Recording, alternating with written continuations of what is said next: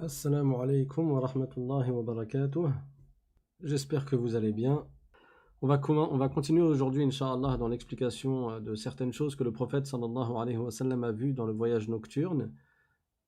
Je pense qu'on va finir aujourd'hui en ce qui concerne le voyage nocturne et à partir de demain, Inch'Allah, on parlera sur l'ascension. Bismillahirrahmanirrahim. Alhamdulillahi rabbil alamin wa sallallahu wa sallam ala sayyidina Muhammadin taha al-amin wa ala alihi wa sahbihi at-tayyibin at-tahirin. اللهم لا سهل إلا ما جعلته سهلا وأنت يا حي يا قيوم تجعل الحزن إذا شئت سهلا اللهم علمنا ما جهلنا وذكرنا ما نسينا وانفعنا بما علمتنا وزدنا علما. La louange est à Allah, le Seigneur des mondes, et que l'honneur et l'élévation en degrés soient accordés à notre maître Muhammad sallallahu alayhi wa sallam. Nous demandons à Allah qu'il nous accorde une intention sincère dans l'apprentissage de la science de la religion. On a vu dans les cours précédents que le prophète sallallahu alayhi wa sallam a fait un voyage nocturne qui était un miracle en à peu près un tiers d'une nuit. Il est parti de la Mecque jusqu'à Jérusalem et il a vu des choses extraordinaires. Après quoi, il a été élevé dans les cieux et il a vu également des choses étonnantes. Allah Ta'ala a dit dans le Coran « Linuriyahu min ayatina » c'est-à-dire que ce voyage a été fait pour le prophète Muhammad sallallahu alayhi wa sallam afin qu'il voie des signes parmi les signes éminents de la toute-puissance d'Allah subhanahu wa ta'ala. Et nous avions dit que le prophète a vu cette nuit-là des gens, différentes sortes de personnes à qui il arrivait certaines choses. On a parlé de ceux qui ne faisaient pas la prière. Ils ont été représentés par des gens qui subissent un châtiment. Et ce châtiment, c'est un des châtiments qu'ils auront dans l'au-delà. Également, nous avions parlé de ceux qui sont des fornicateurs et nous avons parlé de ceux qui boivent de l'alcool. Donc pour ceux qui n'étaient pas là, je vous invite à écouter les cours précédents, la partie 1, 2, 3 et 4 de la série L'extraordinaire voyage nocturne du prophète sallallahu alayhi wa sallam. On va continuer, Inch'Allah, parmi les choses que le prophète sallallahu alayhi wa sallam a vu durant la nuit du voyage nocturne et de l'ascension.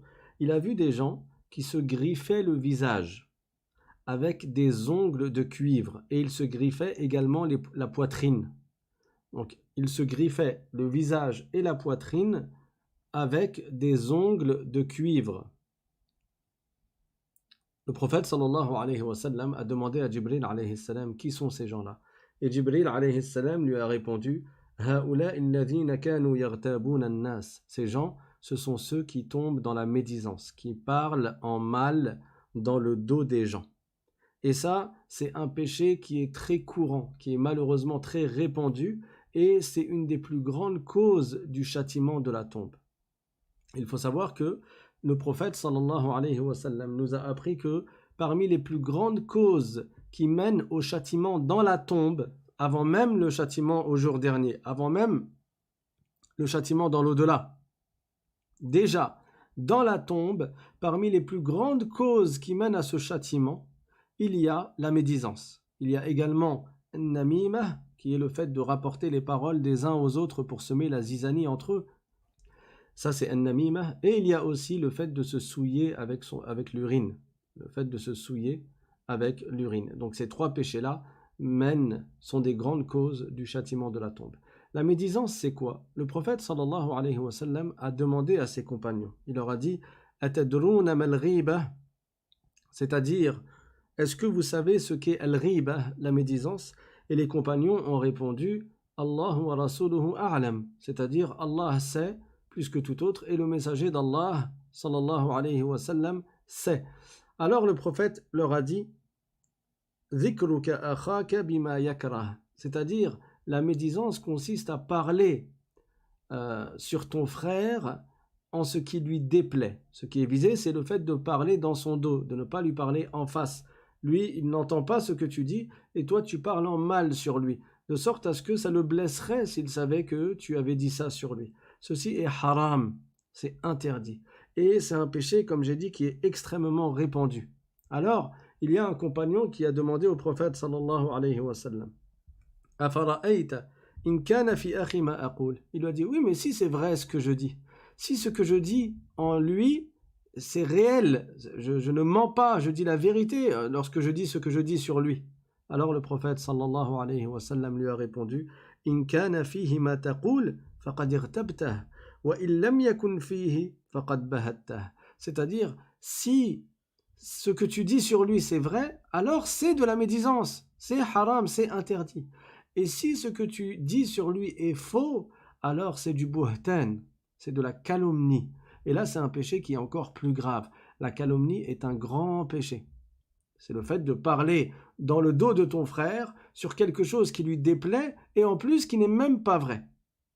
Et la médisance, c'est le fait de parler dans le dos de ton frère sur quelque chose qui lui déplaît mais qui est vrai sur lui. Et les gens y tombent très vite dans la médisance. Un exemple de médisance, c'est de dire au sujet de quelqu'un « Ah, lui, il sent mauvais » ou bien telle personne, il est moche, ou bien oh, il mange beaucoup, il est gros. Lui, il n'accepterait pas que tu dises ça sur lui. Ça le blesserait. Donc le fait de dire cela, c'est haram. Et ce n'est pas une excuse que la personne dise non, mais moi, je suis capable de lui dire en face. Parce que même si tu es capable de lui dire en face, ça le blesserait quand même. Si tu lui dis en face, alors ça n'est plus de la médisance, mais ça reste un péché, ça reste interdit, parce qu'on ne blesse pas, tu ne blesses pas ton frère, et tu ne blesses pas ta sœur. Donc, on n'a pas le droit de parler en mal dans leur dos. Ça ne veut pas dire que si tu es capable de lui dire en face, alors ça devient permis. Ça reste interdit à partir du moment où c'est une parole blessante. Également, ceux qui disent par exemple « Oh, lui, c'est sale chez lui, il n'est pas ordonné ». Tu n'aimerais pas qu'on dise ça sur toi, tu ne dis pas ça sur les autres. Également, à titre d'autre exemple, celui qui dit « Oh, tu connais un tel ? Oui, sa femme, elle le commande ». Tu n'aimerais pas qu'on dise ça sur toi, donc tu ne dis pas ça sur les autres. Ou bien de dire « Oh, lui, ses enfants sont mal élevés ». Ou bien « Lui, il a une mauvaise haleine ». Ou « Lui, t'as vu, il est petit, hein ». Ou bien « T'as vu, elle louche », par exemple. Toutes ces choses-là, même si ce sont des vérités, tu ne parles pas en mal sur ton frère ou sur ta sœur en islam. C'est interdit. Dans certains cas, c'est un petit péché, la médisance, et dans d'autres cas, c'est un grand péché. Et par contre, la calomnie, le fait de parler dans son dos en mal, là, c'est un grand péché, absolument. Également, parmi les exemples de médisance que beaucoup de gens font, malheureusement, et ils ne se rendent même pas compte, pour eux, tomber dans la médisance, c'est comme boire de l'eau. Ils font ça quotidiennement. Le fait de dire au sujet de ton frère ou de ta sœur en islam, je ne l'aime pas, c'est blessant. Si quelqu'un en face, il te dit, moi je t'aime pas, ça va te blesser, ça va te toucher. Donc le fait de le dire sur quelqu'un dans son dos, c'est également de la médisance, c'est interdit. Tu t'abstiens de parler en mal. Même si c'est vrai, tu gardes cela dans ton fort intérieur et tu t'efforces d'agir en bien envers cette personne pour casser ton âme, pour casser ta nafs. Je vous avais raconté dans un cours précédent l'histoire de deux savants qui avaient un litige entre eux, il y avait un conflit entre eux, et pourtant c'était des savants.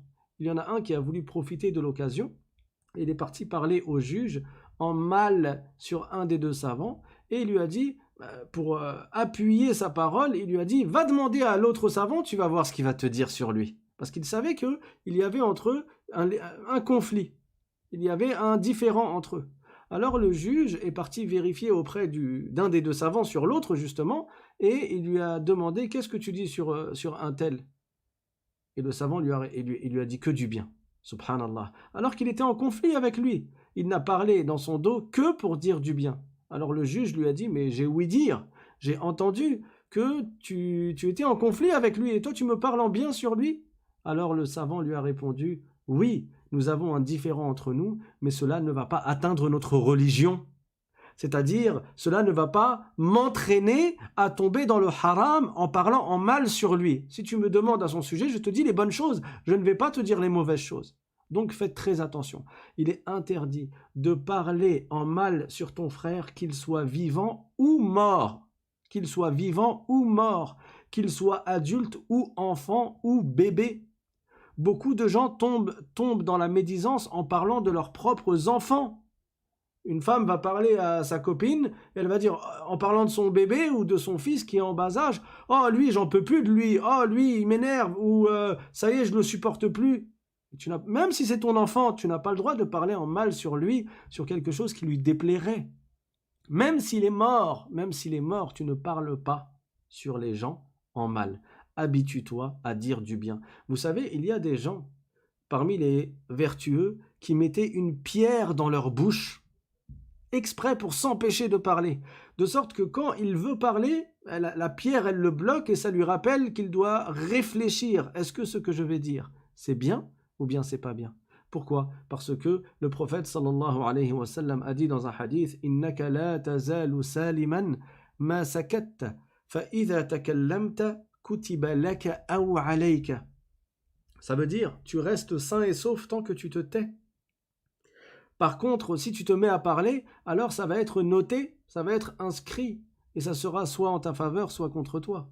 Parce que Dieu dit dans le Coran Ma yalfidhu min qawlin illa ladayhi raqibun atid. C'est-à-dire, pas une parole que la personne ne prononce sans que soit auprès d'elle raqib et atid. Raqib et atid, ce sont deux anges parmi les anges qu'Allah a créés et chacun d'entre nous a ces deux anges auprès de lui. Raqib est à notre droite, il écrit, il inscrit ce que tu fais de bien, ce que tu dis de bien.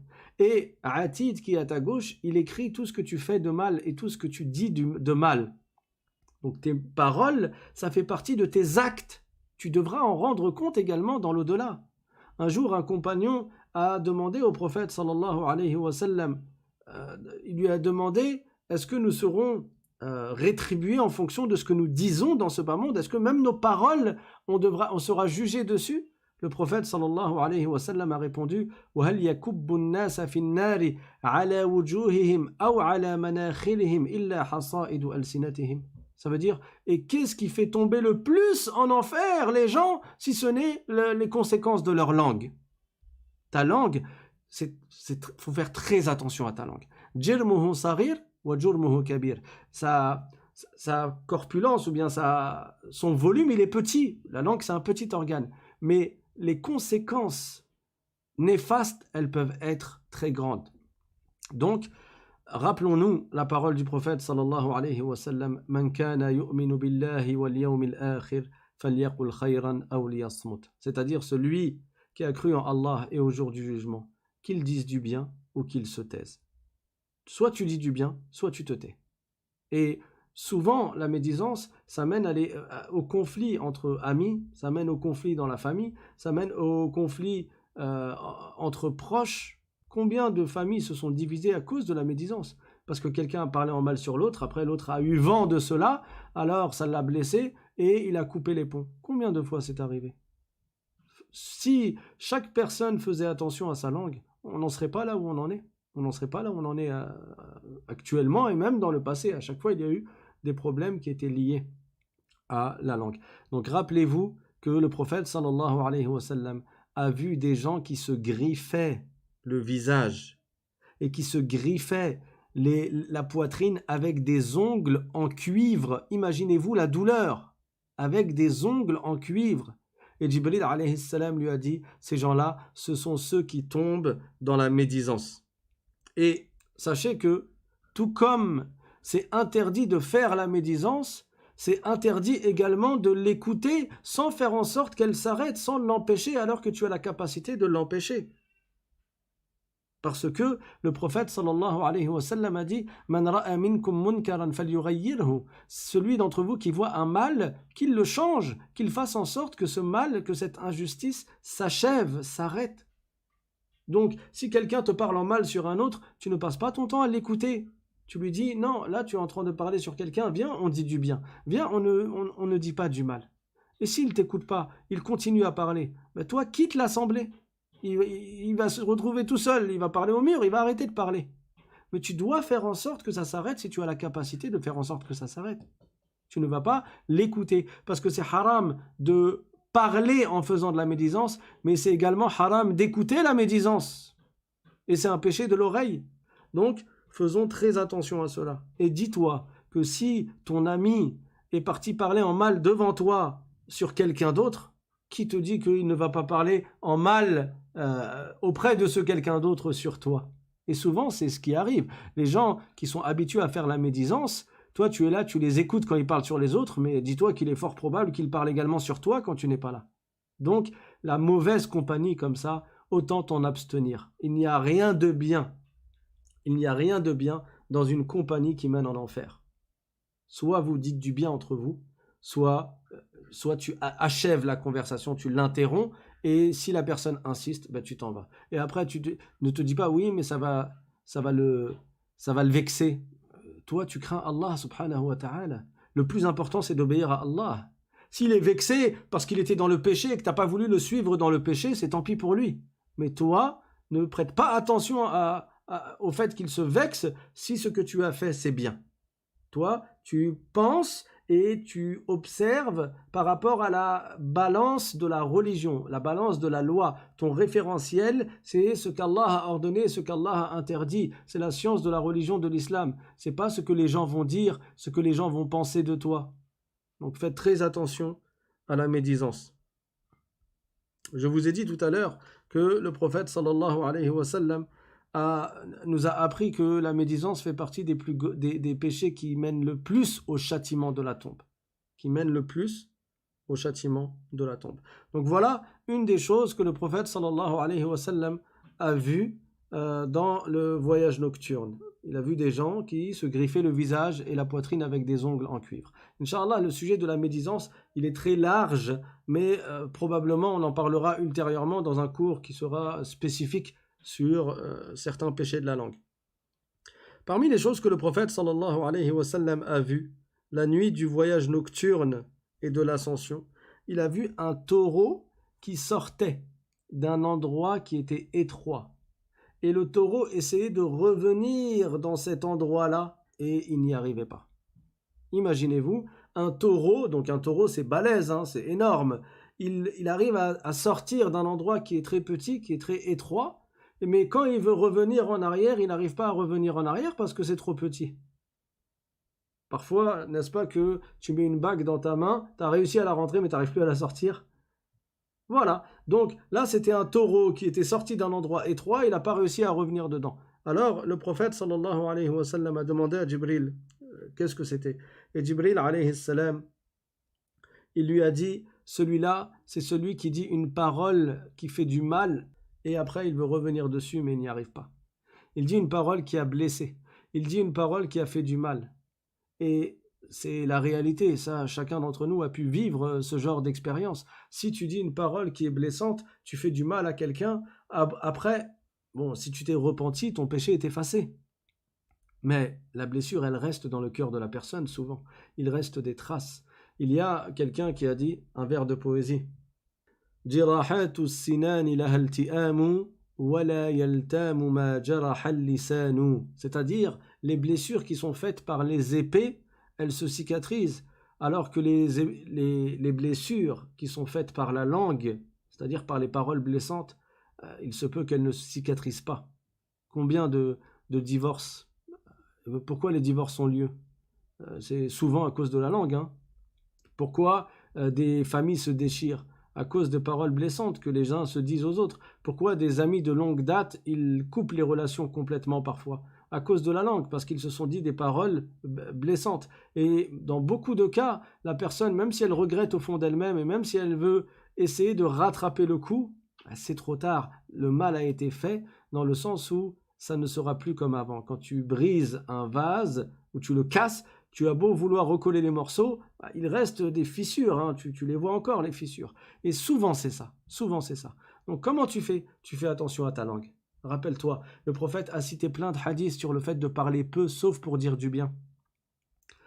Il y a le hadith que j'ai cité tout à l'heure, hein, qui veut dire celui qui a cru en Allah et au jour dernier, qu'il dise du bien ou qu'il se taise. Et il y a un autre hadith également, dans lequel le prophète sallallahu alayhi wa sallam a dit عليك بطول الصمت إلا من خير فإنه مطردة للشيطان عنك وعون لك على أمر دينك. Ça veut dire attache-toi au long silence sauf pour dire du bien.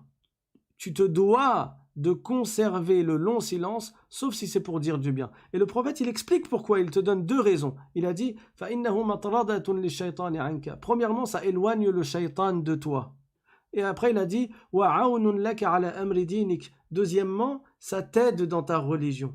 Pourquoi ça éloigne le shaitan de toi? Parce que le shaitan, rappelez-vous de votre qarin, j'en ai parlé hier ou avant-hier je crois, le qarin c'est le djinn qui est avec toi et qui t'insuffle des mauvaises choses à dire ou à faire. Le qarin, plus tu parles et plus il a des occasions de t'inciter à dire du mal. Et d'ailleurs, la médisance, souvent, ça commence par des paroles qui ne sont pas interdites et qui ne sont pas de la médisance. Comment elle va, un-t-elle? Ouais, elle va bien. Ouais, mais je l'ai vue l'autre jour, elle avait une belle robe, machallah. Ouais, mais la robe, elle était trop serrée. Ah oui, parce qu'elle est grosse, etc. Ça va comme ça.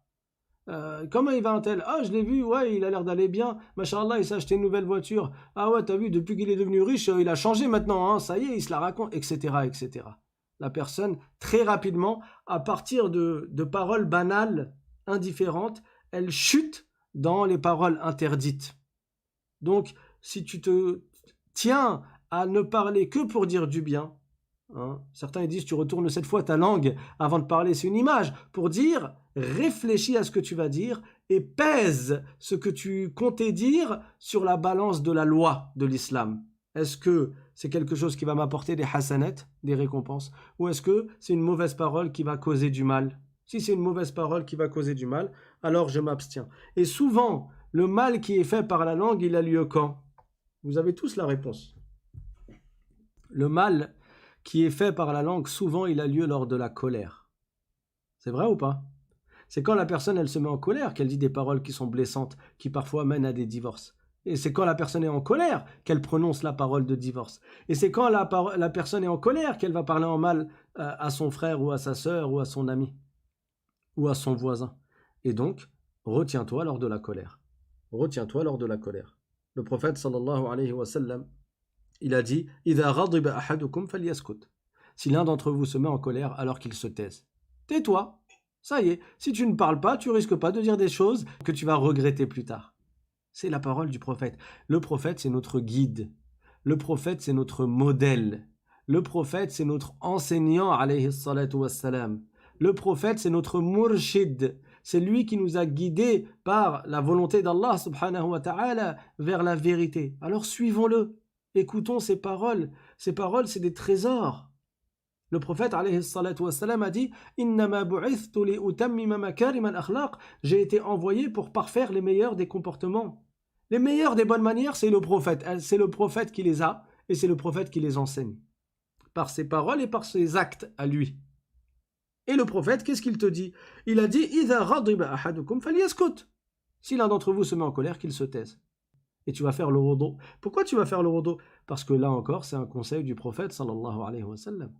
Il a dit Faman wajada dhalika falyatawadda. Celui qui trouve en lui la colère, le fait que son cœur il est en train de bouillir, le sang à l'intérieur, il est en train de bouillir, qu'est-ce qu'il fait? Le prophète a dit qu'il aille faire ses ablutions. Ça va le rafraîchir, ça va le calmer. Tu es en colère, tu vas faire tes ablutions.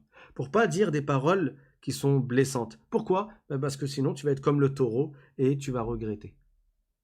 Et tu parles que pour dire du bien. Ça ne veut pas dire que tu es insociable et tu es bizarre, non. Tu peux parfois t'amuser, tu peux parfois plaisanter. Le prophète sallallahu alayhi wa sallam, il lui est arrivé de plaisanter. Il a dit Inni la amzah wa la aqulu illa haqqa. Il a dit moi il m'arrive de plaisanter, mais je ne dis que la vérité. Combien de gens, pour faire rire la galerie, qu'est-ce qu'ils font? Ils vont blesser d'autres personnes. Ils vont dire des paroles en se moquant de leurs frères en islam. Si tu te moques, c'est haram.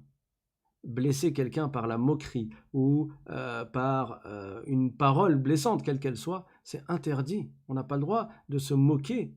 Tu n'as pas le droit de te moquer de ton frère ou de ta sœur. Quelle que soit la tare qu'il a, c'est Dieu qui lui a accordé. Toi, dis Alhamdulillah.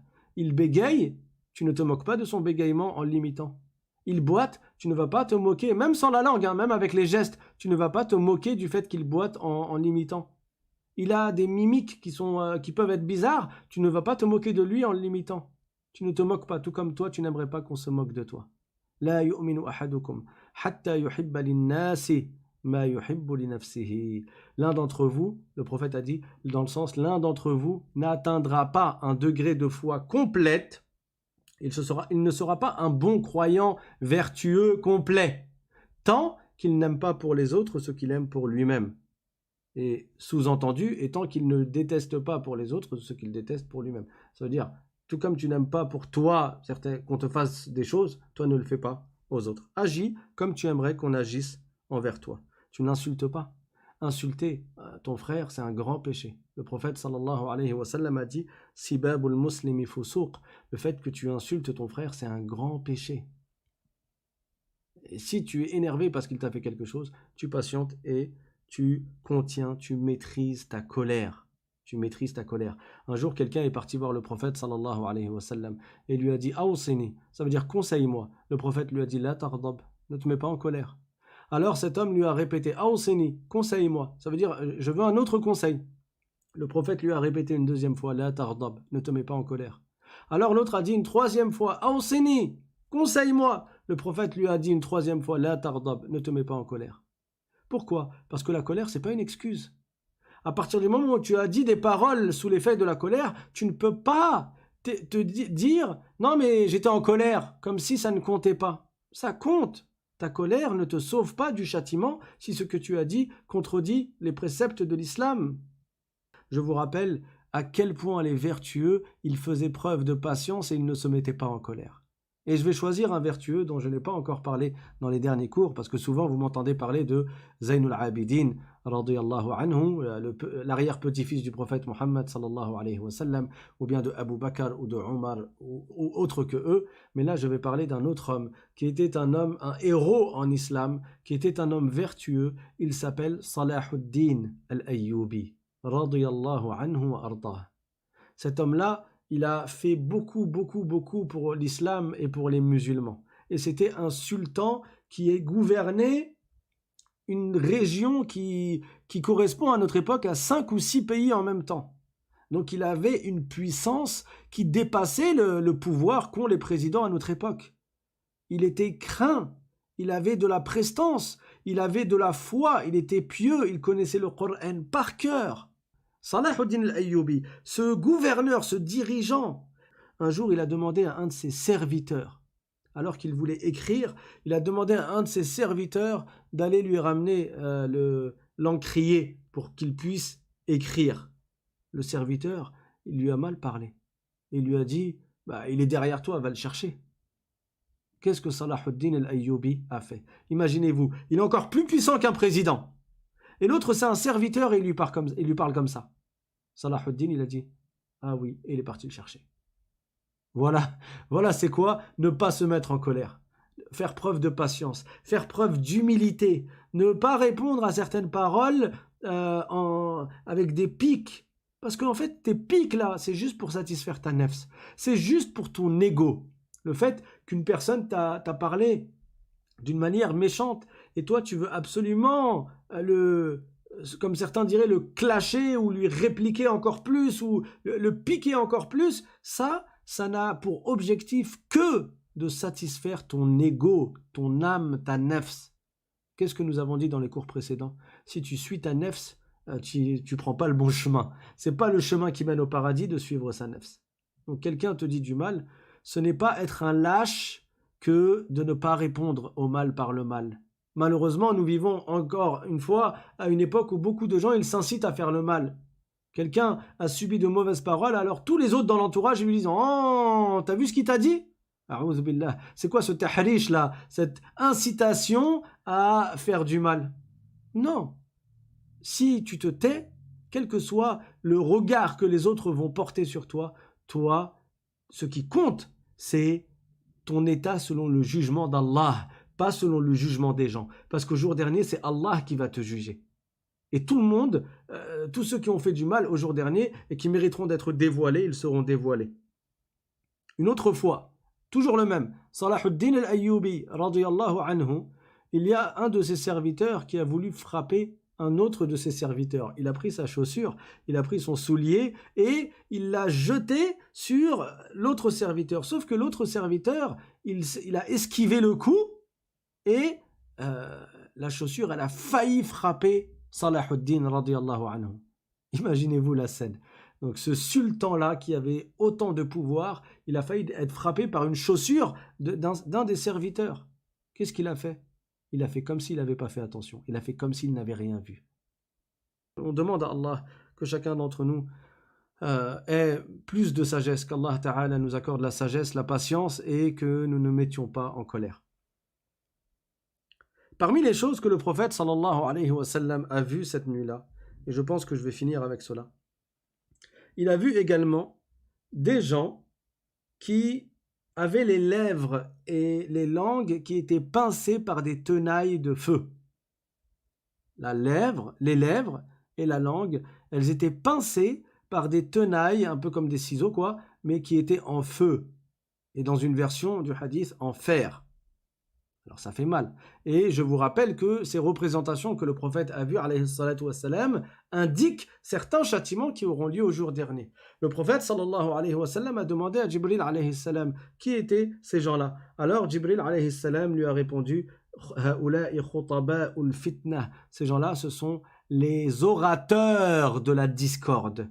Les gens qui font des discours et qui appellent à l'égarement. Ces gens qui font des discours et qui appellent au mal, qui appellent à la nuisance et qui appellent à l'égarement. Ces gens-là se mériteront également un châtiment dans l'au-delà. Malheureusement, nous sommes à une époque où ces gens sont très nombreux. Combien de gens parlent au nom de l'islam et enseignent un extrémisme qui n'a absolument rien à voir avec l'islam? Combien de gens se prétendent être des cheikhs ou des khutaba, des orateurs qui parlent de l'islam et qui citent des versets du Coran, et en réalité, ils font des fatwas sans science. Parmi les signes de la fin du monde, il y a la propagation de l'ignorance et la diminution de la science. Et le prophète sallallahu alayhi wa sallam a dit dans un hadith, c'est-à-dire celui pour qui Allah a voulu du bien, il fait qu'il augmente en science de religion, il fait qu'il apprenne la science de la religion. Donc, si tu apprends la science de la religion, c'est un signe qu'Allah a voulu du bien pour toi. Combien de gens, ils s'érigent en imam alors qu'ils n'ont pas appris, ils ont juste bouquiné. Et tu vois ça aussi bien parfois à la télé que sur YouTube et sur les sites internet et dans certaines mosquées parfois. Les gens, ils font des fausses fatwas. Et ça, le prophète, il l'avait annoncé depuis 1400 ans. Il a dit dans un hadith rapporté par Al-Bukhari, Inna Allah la yaqbidu al-ilma intiza'an yantazi'uhu min afwah al-ulama. C'est-à-dire, Allah ne va pas enlever la science de la bouche des savants. Walakin yaqbidu al-ilma biqabd al-ulama. Mais il va ôter la science par la mort des savants. En d'autres termes, les savants vont mourir sans que leurs élèves ils n'atteignent le même degré de science. Et donc la science, elle va diminuer génération après génération. Ensuite, le prophète a dit Hatta idha lam yubqi aliman ittakhadha an-nas ru'usan juhala fasu'ilu fa'aftau bighayri ilmin fadallu wa adallu. C'est-à-dire jusqu'à arriver à un point où tellement il n'y aura plus de savants, les gens du commun, les gens de la masse, ils vont prendre des ignorants comme savants. Et ces personnes-là vont être interrogées, elles vont répondre dans la religion, sans science, et elles vont s'égarer et égarer les autres. Elles vont s'égarer elles-mêmes et elles vont égarer les autres. Nous sommes en plein dans cette époque. Les gens, tu leur demandes au sujet de la mécanique, il va te dire, non mais moi je ne m'y connais pas en mécanique, va demander au mécanicien. Tu leur poses une question au sujet de la médecine, il va dire, non, moi je ne suis pas médecin, je ne veux pas t'induire en erreur, va demander à un médecin. Tu leur poses une question sur l'agriculture ou je ne sais pas, il va dire, ah, moi je ne m'y connais pas là-dedans, demande aux spécialistes. Et tu leur poses une question sur l'islam, là c'est chacun qui parle comme il veut. Le prophète sallallahu alayhi wa sallam a dit, Man afta bi ghayri ilmin la'anatuhu malaikatu as-sama'i wal ard. Ça veut dire, celui qui parle dans la religion sans science, les anges des cieux et les anges de la terre le maudissent. Si tu ne sais pas une chose, tu ne donnes pas ton avis dans la religion. Tu te tais, tu dis je ne sais pas. La adri. Même un savant, il convient qu'il dise la adri, je ne sais pas quand il ne sait pas. Qu'il n'ait pas peur pour sa notoriété. Qu'il n'ait pas peur que les gens disent ah mais lui, je lui ai posé plein de questions, à chaque fois il ne savait pas. Franchement, finalement, il n'a pas autant de science que ça, il connaît pas grand-chose. Qu'il ne prête pas attention à cela. Le savant, quand il ne sait pas, il dit je ne sais pas. Il y a un grand savant qui s'appelle l'imam Ahmad ibn Hanbal. lui-même rapporte d'un autre grand savant qui est l'imam al-Shafi'i. C'était son cheikh. Et l'imam al-Shafi'i rapporte de son cheikh qui était l'imam Malik, et l'imam Malik rapporte de Muhammad ibn Ajlan. Donc imaginez-vous, regardez cette chaîne de transmission en or, magnifique. Ahmad ibn Hanbal qui rapporte de al-Shafi'i, qui rapporte de Malik, qui rapporte de Muhammad ibn Ajlan la parole suivante. إذا أغفل العالم لا أدري فقد أصيبت مقاتله. Ça veut dire, si le savant oublie la parole je ne sais pas, alors c'est comme s'il avait été touché à un point vital. Il court à sa perte, parce qu'il va parler sans science, s'il dit jamais je ne sais pas. Mais il y a des gens malheureusement qui font cela. Ils disent jamais je ne sais pas. Et donc ils vont parler dans la religion sans science. Et ces gens-là, khutaba ul fitna, ces orateurs, il y en a, ils parlent avec éloquence. On les entend. Ils ont ils ont un très grand auditoire. Leurs paroles, c'est comme du miel. Mais parfois, dans ce miel-là, il y a du poison. Ils disent des bonnes choses, beaucoup de fois. Et quelquefois, ils vont dire des choses qui sont contraires à l'islam. Et celui qui est ignorant, il ne sera pas capable de distinguer entre ce qui est bien et ce qui n'est pas bien dans ce qui a été dit. Subhanallah al-Azim. Qu'Allah Ta'ala nous préserve. Abdullah ibn Omar, radiyallahu anhu, il a dit Al-ilmu thalatha, kitabun natiq wa sunnatun muhkama, et dans une version wa sunnatun madiyah wa la adri. C'est-à-dire, la science de la religion, il faut que tu prennes en compte 3 choses dedans. Premièrement, le livre du Coran. Deuxièmement, la sunna du prophète Muhammad sallallahu alayhi wa sallam, les hadiths du prophète. Troisièmement, la parole je ne sais pas. Quand tu sais pas, tu dis je ne sais pas. Tu entends des gens, quand ils parlent de l'islam, ils te donnent son avis. Mais ton avis, c'est pas l'islam, c'est ton avis. Toi, ce qu'on te demande, c'est l'islam. C'est ce que Dieu a dit, ce que le prophète a dit. Et ce que les savants ont rapporté de la parole du prophète et de la parole d'Allah subhanahu wa ta'ala.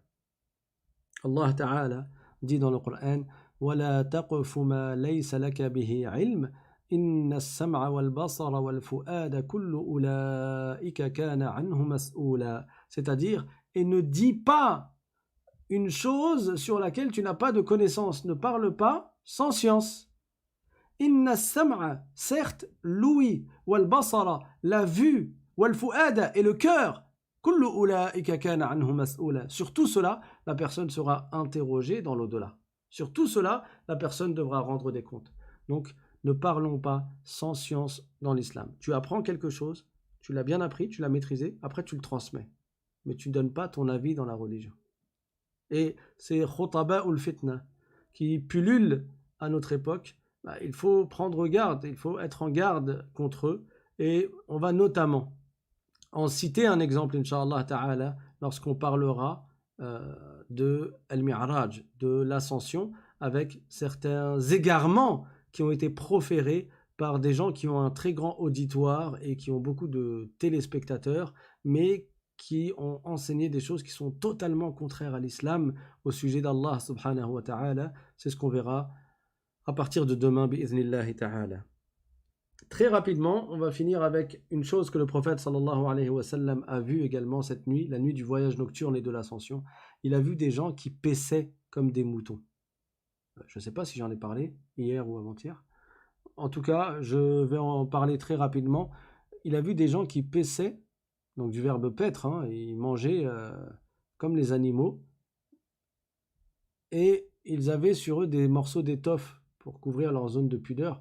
Ils avaient des étoffes, des morceaux de tissu. Alors Jibril alayhi salam a dit au prophète sallallahu alayhi wa sallam Ha'ula'i tariku zakah. Ces gens-là, ce sont ceux qui ne payent pas la zakat obligatoire. La zakat, c'est quoi? C'est une aumône obligatoire. Allah Ta'ala a ordonné à certaines personnes qui ont atteint un certain seuil dans leur richesse, il leur a ordonné de partager. De partager à 8 catégories de personnes. Ou une de ces 8 catégories, selon ce qu'ont dit certains savants. Il y a des gens qui ont les moyens, ils sont concernés par la zakat, mais ils ne payent pas la zakat. Ces gens-là, ils subiront un châtiment dans l'au-delà. Ils mériteront un châtiment dans l'au-delà parce que la zakat fait partie des 5 plus grands devoirs en islam. Le prophète sallallahu alayhi wa sallam a dit Bunya al-islamu ala khams, shahadati an la ilaha illallah wa anna muhammadan rasulullah, wa iqam as-salah, wa ita az-zakah, wa hajj al-bayt, wa sawm ramadan. C'est-à-dire, l'islam est basé sur 5 principaux devoirs: le témoignage qu'il n'est de Dieu qu'Allah et que Mohammed est le messager d'Allah, l'accomplissement de la prière, le versement de la zakat, l'accomplissement du pèlerinage et le jeûne du mois de Ramadan. On va s'arrêter là pour aujourd'hui, Inch'Allah, mais là je vais laisser place à des questions. On va faire une petite séance de questions-réponses, comme on en a fini avec le sujet du voyage nocturne, et demain on va entamer le sujet de l'ascension.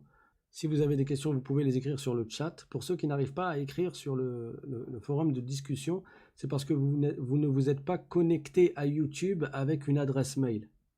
Il suffit juste de vous connecter à YouTube avec une adresse mail pour avoir accès, pour pouvoir écrire des commentaires sous les vidéos, après la fin de la vidéo, ou pour pouvoir parler directement dans le forum de discussion. Et en attendant que vous écriviez vos questions, je rappelle pour les nouveaux encore une fois que vous pouvez vous inscrire à la chaîne L'Islam Simplement, de sorte à, en plus du fait de vous abonner, vous vous inscrivez en nous envoyant un mail à l'islam.simplement@gmail.com, et ainsi on vous enverra avant chaque live le lien du live par WhatsApp, Inch'Allah ta'ala. Il y a une question, même si quelqu'un a un mauvais comportement, le fait de parler dans son dos sur son mauvais comportement, c'est également de la médisance. Quelqu'un a un mauvais comportement, le fait de dire lui il a un sale comportement, c'est de la médisance. Parce que toi tu n'aimerais pas qu'on dise cela sur toi.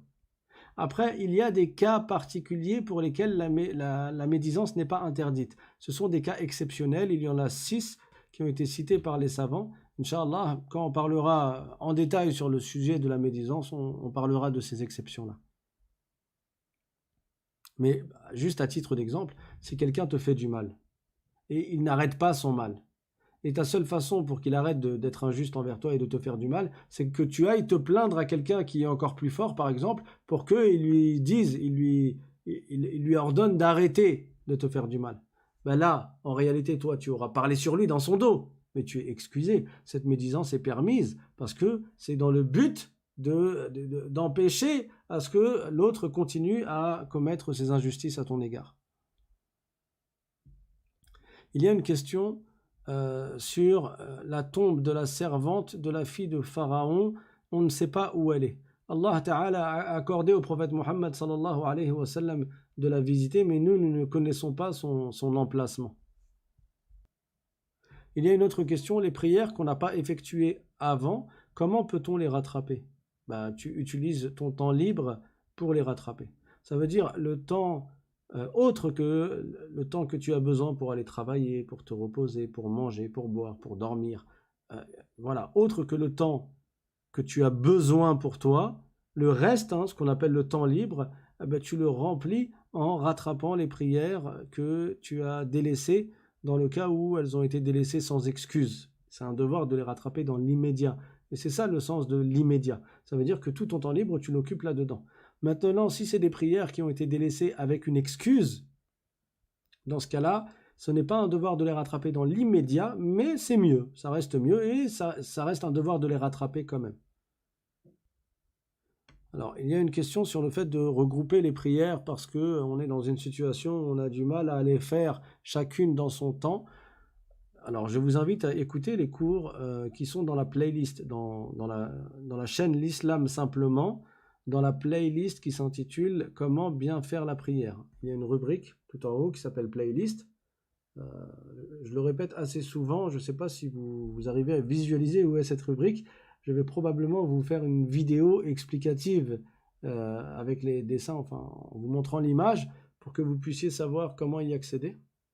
Quoi qu'il en soit, j'ai à plusieurs reprises répondu à cette question. Selon certains savants, dans certaines situations telles que le cas où la personne elle est dehors et il lui est très difficile de prier dans son temps, chaque prière dans son temps, certains savants ont considéré cela comme étant une excuse pour regrouper les prières. Mais ça veut dire quoi regrouper les prières? Ça veut dire regrouper le Dhahr avec le Asr et regrouper le Maghrib avec le Isha. Donc soit le Asr tu l'avances au temps du Dhuhr, soit le Dhuhr tu le recules au temps du Asr et tu les fais les deux l'une après l'autre. Pareil pour le Maghrib et l'Isha. Soit le Isha tu l'avances au temps du Maghrib, soit le Maghrib tu le retardes au temps du Isha. Mais c'est tout. Il n'y a que ce groupage-là qui est possible à faire selon certains savants dans ce genre de situation-là. Tu ne peux pas reculer le Dhuhr et le Asr jusqu'à la nuit. Non. Le Dhuhr, au maximum, tu le recules jusqu'au Asr, c'est tout. Et tu fais le Dhuhr avec le Asr. Mais tu ne peux pas retarder le Asr jusqu'au coucher du soleil ou bien retarder le Dhuhr et le Asr jusqu'à ce que le soleil soit couché. Ceci n'est pas permis. Alors, il y a une question concernant la colère. J'arrive pas à comprendre la question. Si tu peux réécrire la question plus clairement. Il y a une question. Si on ne mentionne pas le nom d'une personne, est-ce que c'est de la médisance?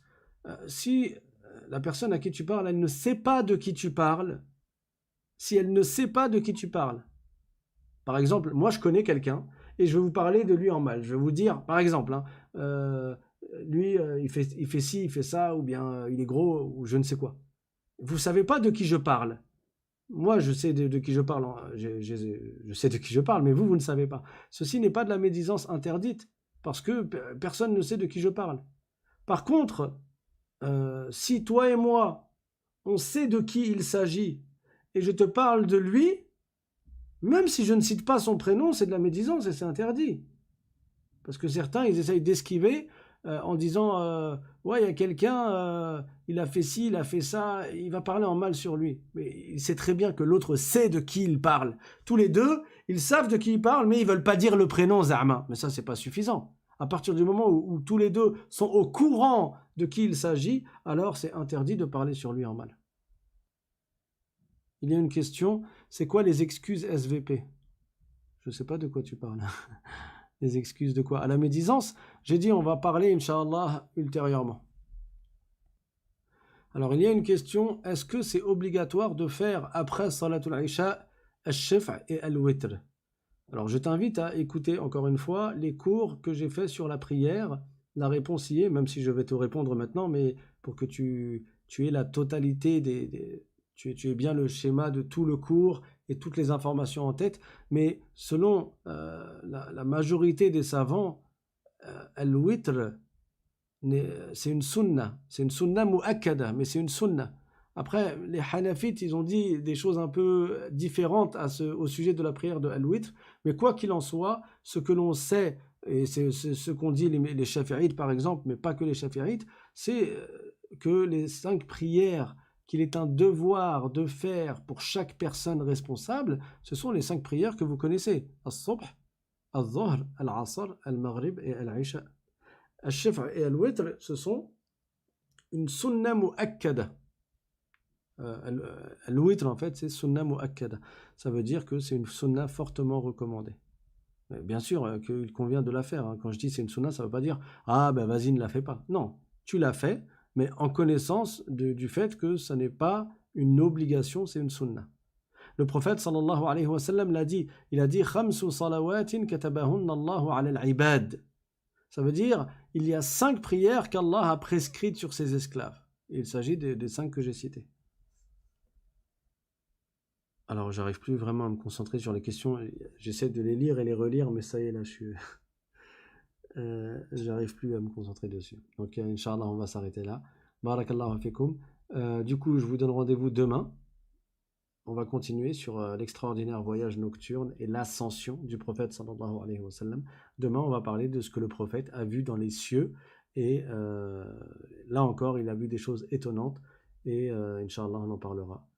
بإذن الله تعالى والحمد لله رب العالمين وصلى الله وسلم على سيدنا محمد وعلى آله وصحبه الطيبين الطاهرين سبحان ربك رب العزة عما يصفون وسلام على المرسلين والحمد لله رب العالمين والسلام عليكم ورحمة الله تعالى وبركاته